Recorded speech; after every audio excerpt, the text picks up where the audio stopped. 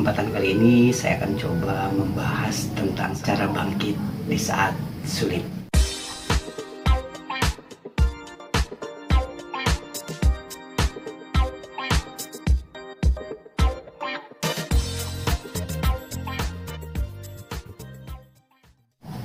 Assalamualaikum warahmatullahi wabarakatuh.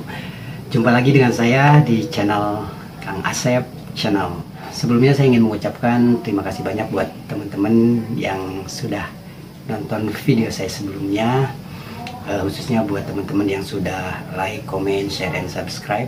Dalam kesempatan kali ini saya akan coba membahas tentang salah satu topik yang mudah-mudahan menarik, yaitu cara bangkit di saat sulit.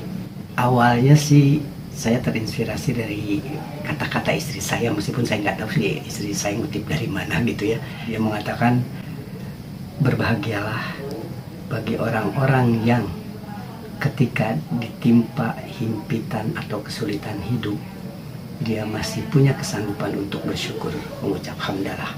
Nah, pertanyaannya itu yaitu kenapa orang-orang atau ada sebagian orang yang mereka punya kemampuan luar biasa seperti itu. Saya rasa itu karena disebabkan mereka bersyukur itu karena mereka ada beberapa hal yang mereka yakini. Yang pertama adalah mereka yakin bahwa Allah itu tidak akan menguji umatnya atau hambanya di luar batas kemampuan hambanya tersebut. Jadi ujian itu, siapapun nimpanya itu akan disesuaikan dengan kapasitasnya gitu.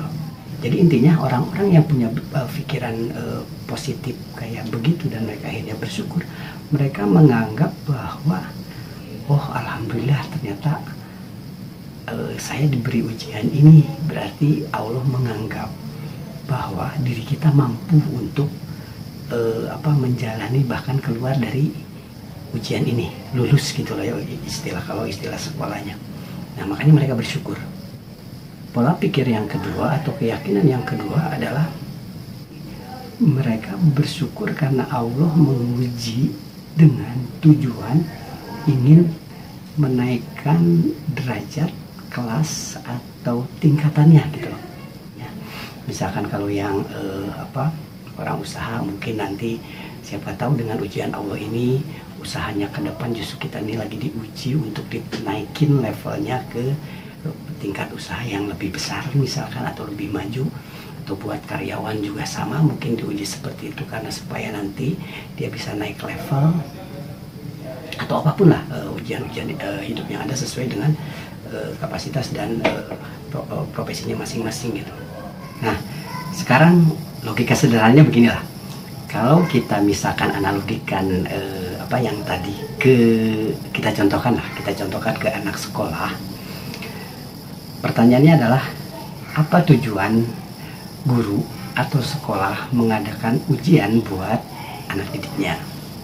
Nah, biasanya sekolah atau para guru mengadakan ujian buat anak didiknya itu yang pertama, mereka ingin mengevaluasi hasil belajar mereka selama sebelum ujian gitu lah ya. Dan yang kedua, untuk menentukan juga kualitas atau kapasitas seseorang, apakah layak atau si murid itu layak untuk dinaikkan kelasnya, misalkan kelas 1 ke kelas 2, kelas 2 ke kelas 3 dan seterusnya. Atau layakkah seorang murid itu dinaikkan tingkat dari SD ke SMP misalkan gitu. Jadi ketika seorang murid dia tahu bahwa akan ada kenaikan kelas, dia akan paham bahwa guru atau sekolah akan mengadakan ujian untuk menentukan tingkat kelayakannya untuk bisa naik kelas tersebut. Nah, begitupun ujian hidup. Jadi intinya dari dua hal tadi, kenapa orang-orang atau sebagian orang yang luar biasa tersebut ketika ditimpa kesulitan mereka masih punya kesanggupan untuk bersyukur atau mengucap hamdalah, itu karena mereka punya persepsi atau mereka punya mindset bahwa ujian itu mereka pandang sebagai kepercayaan Allah terhadap mereka dan husnudzon mereka terhadap Allah, bahwa Allah akan memberikan sesuatu yang kedepannya yang jauh lebih baik, atau dalam hal ini meningkatkan levelnya. Level itu bisa level keimanannya naik, level keyakinannya naik, level penghasilannya naik, bisnisnya naik, atau jabatan naik, dan sebagainya. Nah, jadi teman-teman, memang tidak mudah untuk menjalankannya, saya pun merasakannya juga. Tapi memang kita mesti coba berusaha untuk punya mindset seperti itu, untuk berusaha untuk berhusnuzon terhadap kondisi musibah apapun yang menimpa kita. Apalagi kita harus berhusnuzon kepada Allah, karena ada kalanya kita tidak tahu kejadian kita di kemudian hari. Meskipun sekarang kita menganggap apapun yang menimpa atau kesulitan hidup yang menimpa kita itu kadang kita menganggap sesuatu yang horor atau menyakitkan gitu ya. Padahal mungkin itu bagi Allah itu baik untuk masa depan kita, karena kita tidak tahu masa depan kita, sedangkan Allah sudah tahu masa depan kita tuh mau kemana. Nah, mudah-mudahan ujian-ujian yang datang kepada kita semua saat ini, khususnya dengan wabah ini misalkan, ya mudah-mudahan aja kita berhusnuzon kepada Allah bahwa Allah akan meningkatkan derajat kita masing-masing dengan kesulitan kita yang menimpa diri kita masing-masing, meskipun dengan cara atau porsi yang berbeda-beda gitu ya. Ya kita bisa berhusnuzon seperti itu. Nah, keuntungannya adalah ketika kita berpikiran seperti orang-orang luar biasa tadi berpikir atau punya mindset seperti itu minimal secara mentalitas kita, insya Allah kita akan lebih semangat lagi lah untuk menjalani hidup, untuk berdoa lebih giat lagi, dan juga berikhtiar lebih keras lagi. Tapi ketika misalkan mentalitas kita atau sikap kita juga kurang baik untuk menyikapi segala sesuatu yang terjadi ke kita, nah jangankan untuk berbuat, karena mental kitanya pun udah kena gitu loh. Nah, jadi solusi ini sebenarnya tidak kalah penting dengan solusi teknis gitu ya, karena itu munculnya dari dalam dan bisa menumbuhkan keyakinan terhadap diri sendiri, keyakinan terhadap Allah, dan kita masih punya harapan untuk masa depan kita yang jauh lebih baik.